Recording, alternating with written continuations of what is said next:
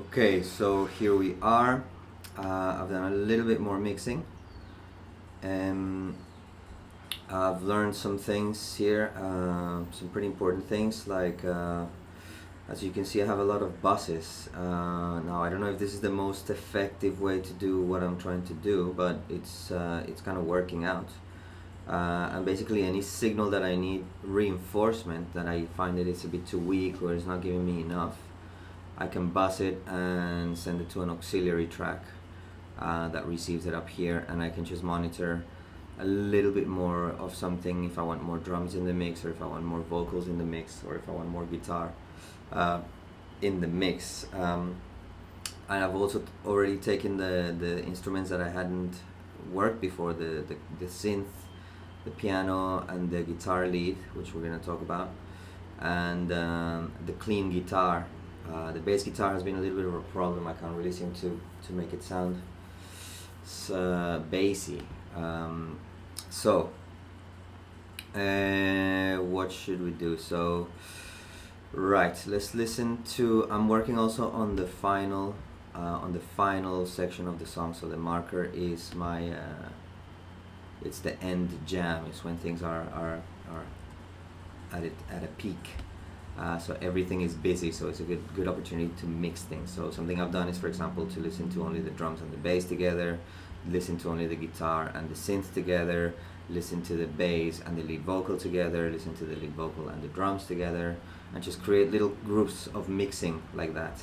And then just from there, you start to arrive at a sound that you like. So let's hear the whole thing. I'm gonna unsolo everything so that we hear the whole mix as it is now. And then as we listen, I'm going to get rid of all this left and right panning that I haven't learned about it, so I'm going to learn about more what these buttons here do, the panning left and right. They seem to be quite an interesting tool. So the whole thing as it is. And then I'm gonna maybe just isolate some of the sections so that you hear how I mix things, and then I'm gonna open up some questions to you guys to help make some decisions in this process, because a lot of decisions need to be made, especially regarding this guitar here and just general mixing issues. So I'm gonna open up the mixing for you guys. So this is the whole mix together as it is.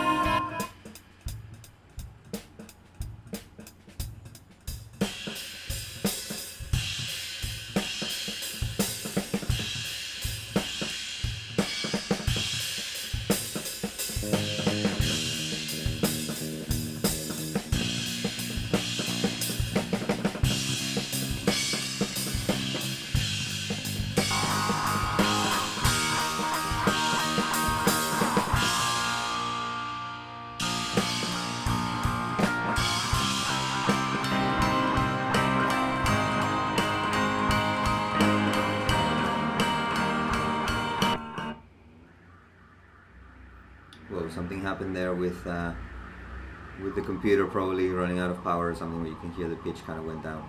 Okay, so already I see problems with the piano. It seems to be getting in the way of these three guys here.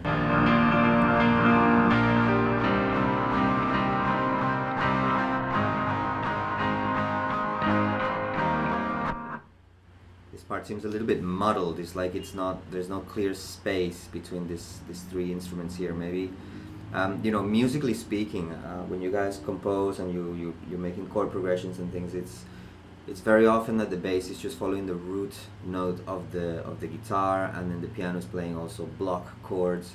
There's very little sort of musicality going on here, so you can really make better decisions here. If the piano is playing the same riff as the guitar, is there really a point of having the two instruments playing the same riff? If we can keep just the piano, which sounds like this.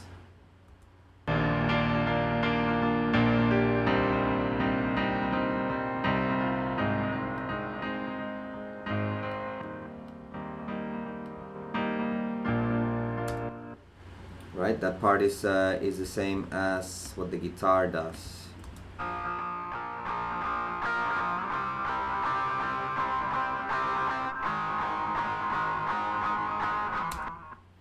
Right, so you know, you can make a little bit of you can decide these things better. So what do you guys think? Should we have these two things going on together? They sound like this.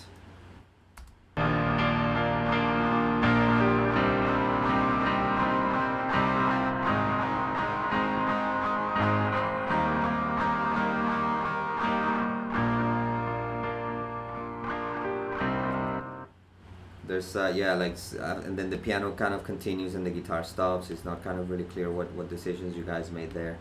To produce the song, you know, it makes it a lot easier if the decisions are more defined, and so you guys communicate better with yourselves and decide those kinds of things. Remember, there's bass players don't have to play root notes all the time. Bass players can get creative and they can play other notes from the chord.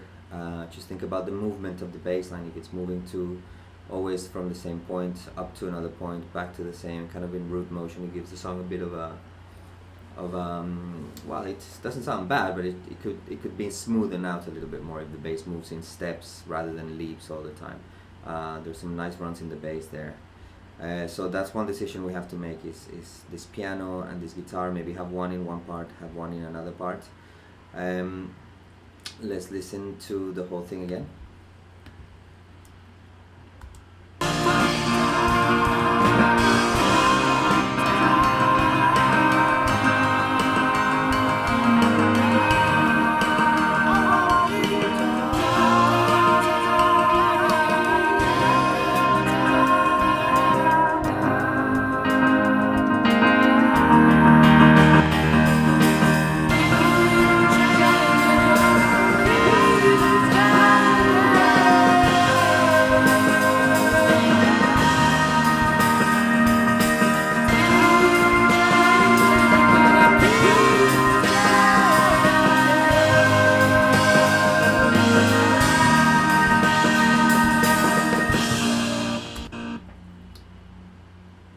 Oh, I think I left the microphone on after that, sorry. So yeah, I don't know, the guitar part, the execution of it is weak, and that's why I think if we leave it in the mix, it's just gonna kind of, it has to be without the piano. I have the impression that it's either one or the other. Let's listen to it. Now, you noticed before I took the guitar out and it was only piano there on the synth, and that was quite a nice light effect. Let's listen to only guitar and no piano.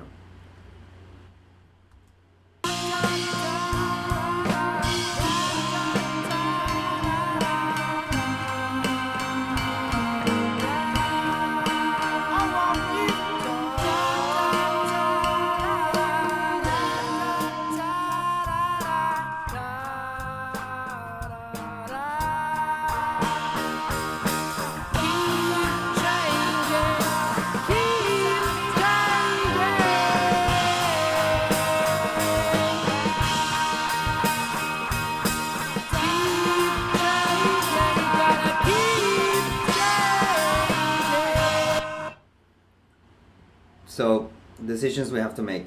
Either we use the lead guitar is out of tune, and this guitar is kind of weak. You know, the strumming there's some issues with rhythm. It's not quite grooving enough to the style of the song. It's kind of dragging it down a little bit. Or we leave it with the piano, which is it brings a little bit kind of like a lighter effect. This is the decisions we have to make. So let's talk about it in class. Remember that there's lots of things that you can do here with the mix. The next step, I don't know what the next step is going to be. I'm going to go back into these tutorials and see what is the next step in the mixing. But so far we've understood how the signal is recorded here in our program, in our software Logic, all the audio tracks, and then they come in here into each track. And they come from up here like this. Imagine it from up here. Then there's the equalizers first, then they pass through a compressor, then it goes to that bus, and then it goes to our faders, which we can manipulate. So lots of things here are important. There's a lot more of these plugins that you can use and there's a lot of more routing that you can do, like moving things, connecting them somewhere else. So it's really important that you keep organized. I'm struggling in that department a little bit, especially when it comes to organizing it by versions. Like I haven't understood yet what's the easiest and most effective way of work with one project, and then leave your other options very available so you can just check any changes that you made. I know Logic has this thing he'll call the alternative, so I've been using that. So this is like my second alternative. So I started here, and then I had that, and then I am here now. So if I wanted to track all these things, for example, if I had to do design specifications or something like that, I would go to the first version, then the second version, then the third version, and see how things have changed in the song. So some good things to think about there.